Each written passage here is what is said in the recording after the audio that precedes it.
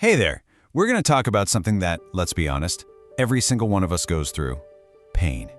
It's a tough conversation to have, but it's so important. Because when you're in it, when it really hurts, it can feel like your whole world is just collapsing. But what if? What if that struggle wasn't the end of your story? Let's explore that together. So here's the journey we're going to take. We're going to start right in the middle of the pain. Then we'll talk about why you're never truly alone. We'll look at a God who actually gets it, explore if there's a purpose to this pain, hold on to a promise beyond it, and finally, find that strength to just keep moving forward. All right, so let's start right where you are. Not where you think you should be or where you wish you were, but right here, in the middle of it all. We have to start by just acknowledging that what you're feeling is real. It's a simple question, right? But man, that feeling is anything but simple. That deep sense of isolation, that gut feeling that nobody on earth could possibly understand what you're going through.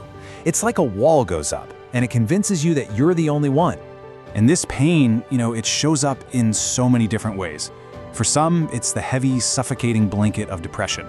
For others, it's that constant, buzzing static of anxiety.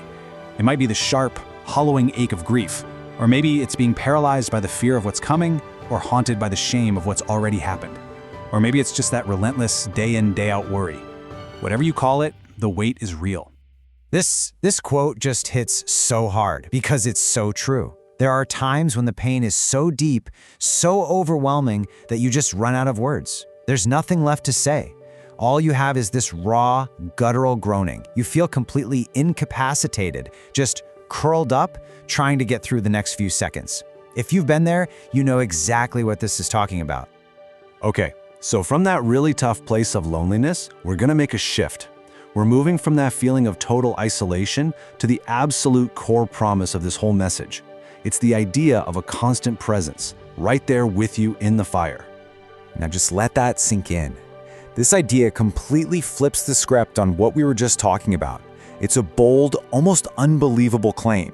But on the days you feel the most alone, when you are at your absolute loneliest, that is actually when this presence is the strongest. It's a radical change of perspective. And look, this isn't just some nice, comforting thought. The idea here is that this is the main event of the entire Bible. You can take the whole thing from the very first page to the very last and boil it all down to these three words: God with us. It's not a side story, it's the story.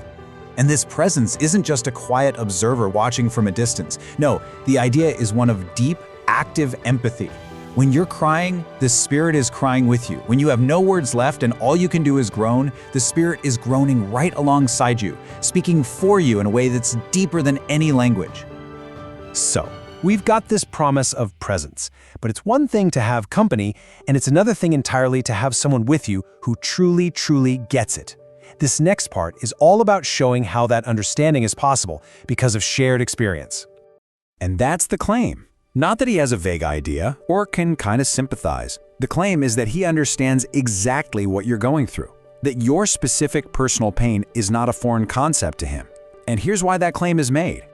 The argument is built on real human pain. Are you dealing with loss? He watched his friend and cousin, John the Baptist, get executed. Do you know what betrayal feels like? He was sold out by one of his closest friends.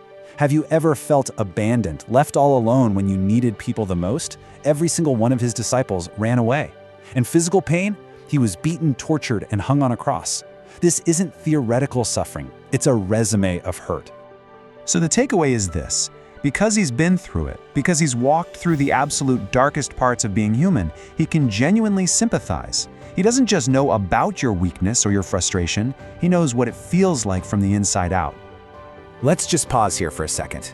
This idea it's a lot. And I'm curious, have you ever had a moment like that in your own life? A time when you were at your wit's end and somehow you felt a strength that you knew wasn't your own. A moment of peace that made no sense. I'd love it if you would share that experience in the comments.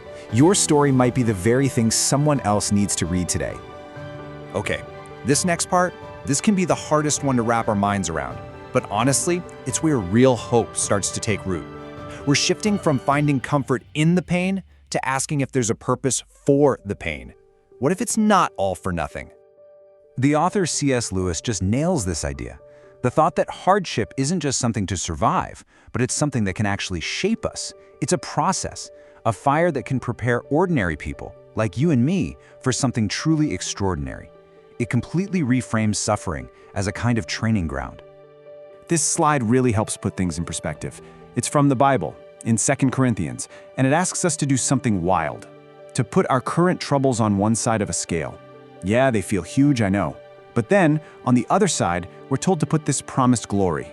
And when you compare them, our troubles are called small and temporary. They won't last very long, but the glory, it vastly outweighs them and it lasts forever. It's all about perspective. And this leads to such a powerful idea. Your deepest pain, your biggest struggle, the very thing you think disqualifies you from being useful or having a purpose, that's not an obstacle, it's the exact opposite. It's your qualification. It becomes an opportunity to be used by God in a way you never could have been before, because now you get it. You have empathy you didn't have before. And that brings us right here to the peak of this whole journey. We've talked about comfort and purpose while we're hurting, but now we look ahead to the ultimate hope, the absolute guarantee that all of this pain will end. And this hope is built on two things. First, the cross. That's the ultimate proof of love, the assurance that God is not mad at you, He is for you. So much so that He was willing to enter into the suffering Himself. And second, the resurrection. This is the ultimate guarantee. It's the promise that suffering and even death do not get the final say. It's the assurance that no matter how bad things seem right now, it will all work out in the end. This is such a simple but beautiful way to think about it. You know, in the middle of a brutal winter, it's hard to even remember what warmth feels like. Pain is the same way. It feels permanent. But just as sure as spring follows winter, every single year, this season of your life will pass. This is not your forever. Just listen to that. Think about it. In the entire history of the world, there has never been a night so dark that the sunrise didn't show up and conquer it. Light always wins. And the promise here is that the same is true for the storms in our lives. There is no storm so chaotic that God can't just speak to it and tell it to be still. It's a declaration of hope and ultimate power. Hope is what gets us through, right? It's the fuel in the tank. For you, maybe it's a verse from the Bible, or the love of your kids, or just believing that a better day is coming. What is it for you? What's that one promise you hold on to when everything is falling apart? Please share it in the comments. Let's build a whole library of hope for each other to draw from. And here we are, the final section. We've sat with the pain, we've found comfort and presence, we've searched for purpose, and we've held on to a promise. So what's left? Only one thing to do. We have to keep moving forward. I want you to let this one sink deep into your soul. Whatever you're going through right now, it is a season. It's a chapter in your book. It is not a life sentence. Your current situation doesn't get to define your entire story. And we have to be real about this. Pain is a liar. Its biggest lie is convincing you that how you feel right now is how you're going to feel forever. It feels so permanent. And the only response, the only command in the face of that lie is simple. Keep moving.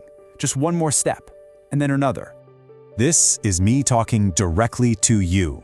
Please hear this. Don't let the pain of today cheat you out of the joy of tomorrow. I promise you, the best parts of your story haven't even been written yet.